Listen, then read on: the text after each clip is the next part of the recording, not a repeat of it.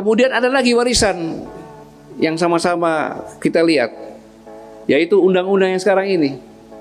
Undang-undang sekarang ini secara substansi, kenapa ini? Ini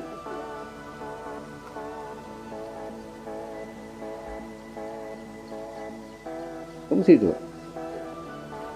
Jadi undang-undang yang sekarang ini itu secara substansi sudah sangat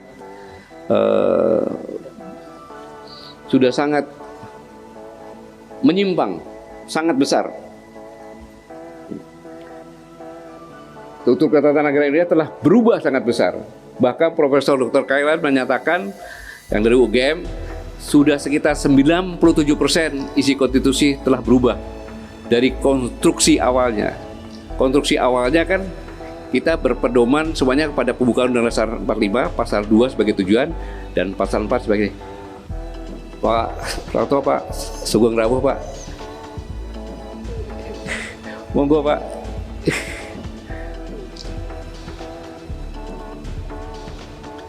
Mantan Wagub Jakarta, mantan Kasdam saya.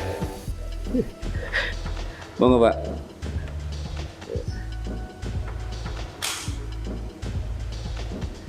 Artinya apa?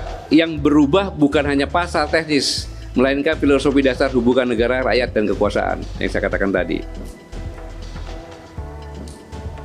Ini posisi MPR berubah, disitulah sebenarnya suara rakyat di situ. Sistem pemilihan berubah, relasi antar lembaga berubah, arah demokrasi berubah, paradigma ekonomi berubah. Pak, undang-undangnya sama, jangan salah. Pasal 1, 2, 3 sama, pasal 4-nya berubah. Dilaksanakan oleh demokrasi dan sebagainya, membingungkan pasal 4. Dan sejak saat itu Indonesia memasuki era baru yang oleh banyak pengkritik disebut sebagai demokrasi oligarki.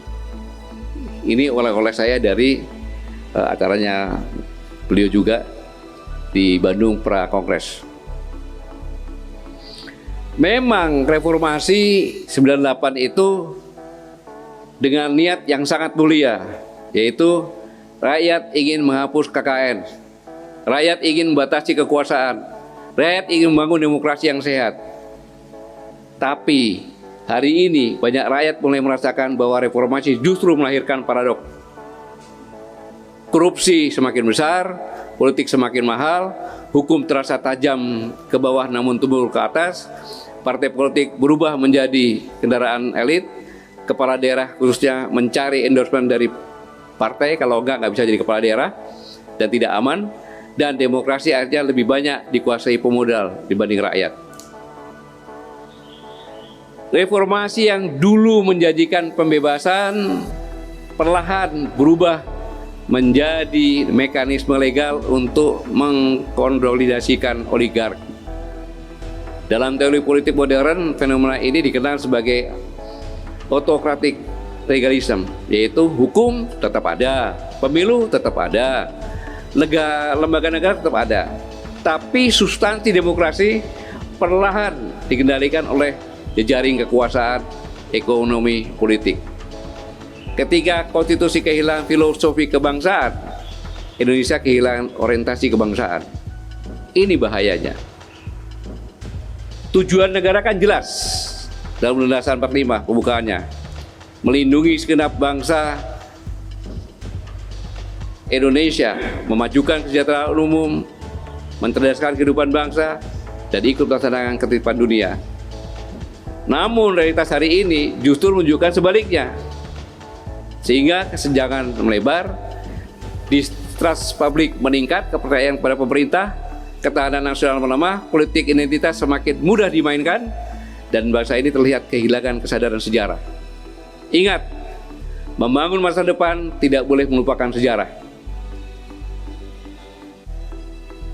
Berbahaya nih, Ibnu Khaldun bahkan sejak abad 14 telah mengingatkan kita semuanya. Peradaban hancur karena penggunaan pena dan pedang yang tidak tepat. Bahkan Arnold Toynbee juga menulis bahwa peradaban biasanya runtuh bukan karena serangan dari luar, melainkan karena kegagalan elit internal menjawab tantangan zaman. Telah terbukti Kerajaan Sriwijaya, Majapahit, bukan dari luar, kita kuat. Dan Indonesia hari ini mulai memperlihatkan gejala itu. Elit sibuk bertarung memperebutkan kekuasaan jangka pendek, baru menjabat persiapan untuk pemilihan yang akan datang. Sementara pondasi kebangsaan perlahan terkikis. Ini yang dikatakan special interest group, yaitu oligarki yang disebut sebagai bentuk shadow state. Jadi oligarki itu seperti negara yang tidak terlihat. Mereka tidak akan selalu tampil di depan publik, tetapi memiliki pengaruh yang besar terhadap arah ekonomi, pembentukan undang-undang, pembiayaan politik, hingga desain kekuasaan. Bahkan lebih kuat dari negara ini, karena duitnya lancar, rente. Akibatnya negara perlahan tidak lagi bekerja untuk kepentingan rakyat secara utuh, tetapi untuk kepentingan kelompok tertentu. Dan ketika negara mulai kehilangan keberpihakan kepada rakyat, maka yang muncul adalah distrust publik. Itulah yang sekarang sedang terjadi. Kepercayaan rakyat runtuh, legitimasi negara melemah, dan hukum hanya dipandang sebagai alat kekuasaan. Dan memang di mana-mana gerakan kembali ke Undang-Undang 45 asli sering disalahpahami sebagai upaya menghidupkan masa lalu. Padahal bukan itu. Padahal bagi banyak pegiat konstitusi, esensinya justru adalah mengembalikan kedaulatan rakyat yang sekarang tidak ada, demokrasi permusyawaratan yang sudah hilang, arah pembangunan jangka panjang yang sama sekali tidak ada. Begitu jabat presiden, semua maunya dia bikin rencana, semua maunya, nggak ada risiko berat.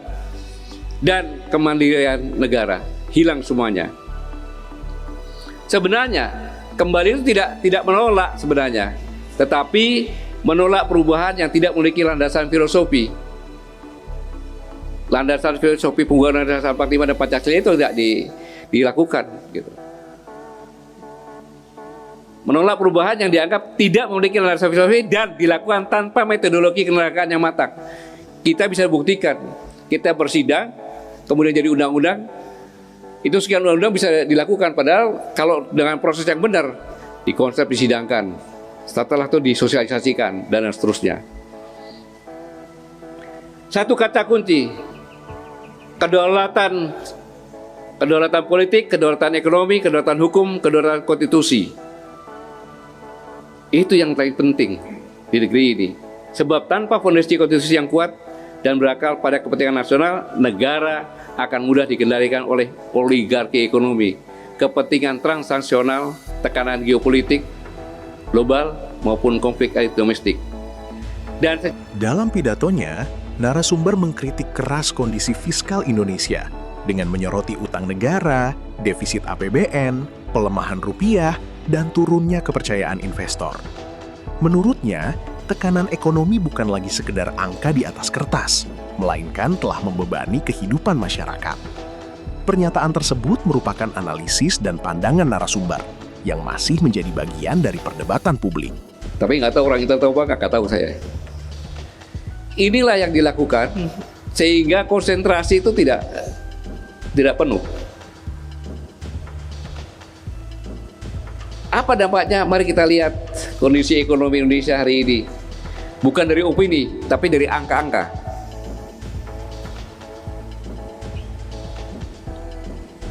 APBN 3.842 triliun.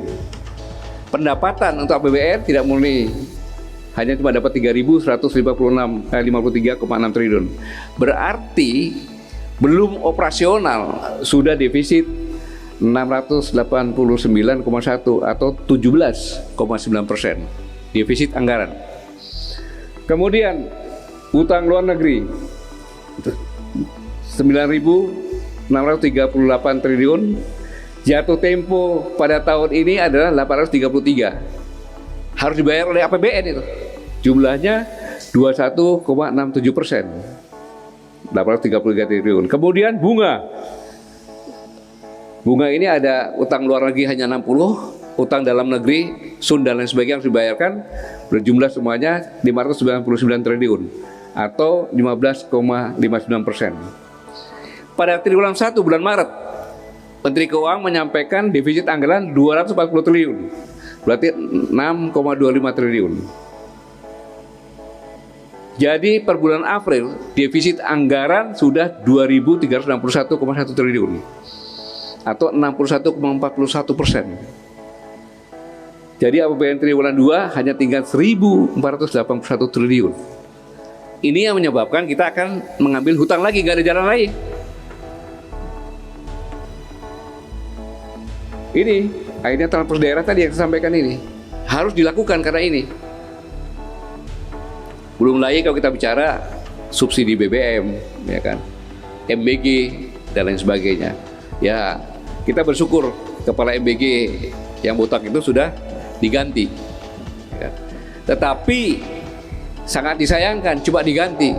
Seharusnya kalau presiden bertanggung jawab sebagai presiden yang mengatakan akan mengejar korupsi sampai ke Antartika dan kutub, maka bukan hanya diberhentikan, diproses hukum supaya rakyat tahu gitu. Kalau enggak, berarti cuma dicopot saja, uangnya mungkin bagi-bagi juga.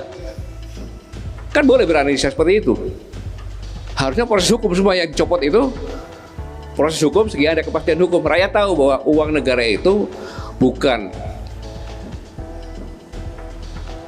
diambil oleh negara lagi lewat orang dia, tetapi memang benar-benar dia yang korupsi. Kita lihat ya berarti atau tidak. Kalau nggak berarti ya berarti kan bagi-bagi juga. Banyak orang kebagian juga.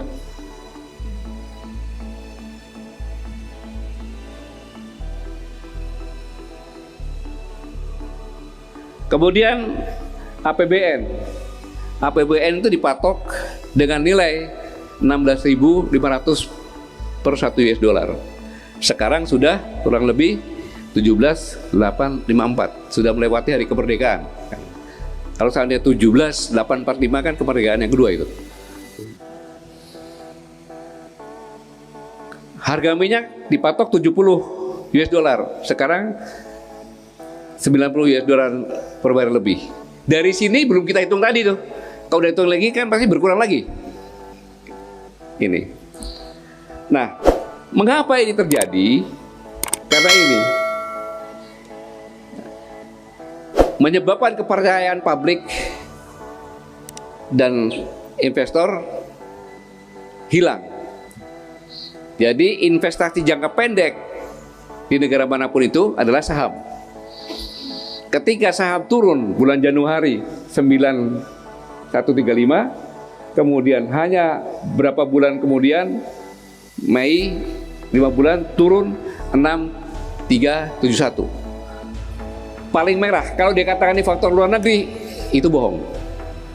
Saya katakan itu bohong karena yang turun hanya di Indonesia. Jadi orang menanam saham untuk investasi jangka pendek itu saham. Mereka akan menanam saham kalau masuk. Dalam pidatonya, narasumber melontarkan kritik keras bahwa perubahan konstitusi telah menjauhkan arah demokrasi dari cita-cita reformasi. Ia menilai oligarki semakin menguasai politik, hukum, dan ekonomi, sehingga kedaulatan rakyat terkikis dan kepercayaan publik terhadap negara terus melemah. Pernyataan tersebut merupakan pandangan narasumber dan masih menjadi bagian dari perdebatan publik. Dan banyak proyek mangkrak. Ada bandara, ada waduk-waduk yang mangkrak. Sehingga menimbulkan jarak, gap antara kaya miskin semakin meluas. Ini yang paling menyedihkan. Proses permiskinan dengan cara yang sangat luar biasa cerdasnya pada tahun 2017. Judi online itu hanya 2 triliun omsetnya. Tapi hanya perlu waktu kurang lebih 6 tahun sudah meningkat menjadi 350 triliun. Bayangkan, 350 triliun ini uang dari masyarakat menengah ke bawah. Jadi banyak orang yang cerai, dia kredit Avanza untuk Grab, nggak taunya nggak pulang, pulang-pulangnya Grabnya sudah digadaikan hilang, tambah utang lagi. Kemudian korupsinya selama presiden-presiden yang lama dijumlahkan nanti korupsinya masih juara Pak Jokowi ini 100% lebih. Kemudian banyak pendiaman terhadap korupsi. Karena apa? Begitu didiamkan, tapi sebenarnya di belakang sudah dibulatkan. Maksudnya bisa dipidanakan. Tinggal ngomong, nih, kamu sudah bisa dipidanakan. Akhirnya nurut semuanya.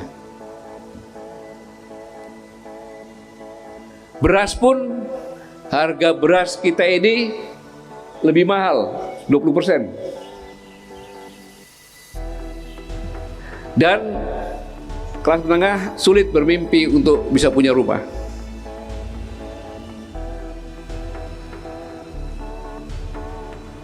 Tingkat pengangguran tertinggi kurang lebih 5,2% dan PHK 46.000. Berita Kompas. Dalam pidatonya, narasumber menyoroti lonjakan perputaran dana judi online yang disebut mencapai ratusan triliun rupiah.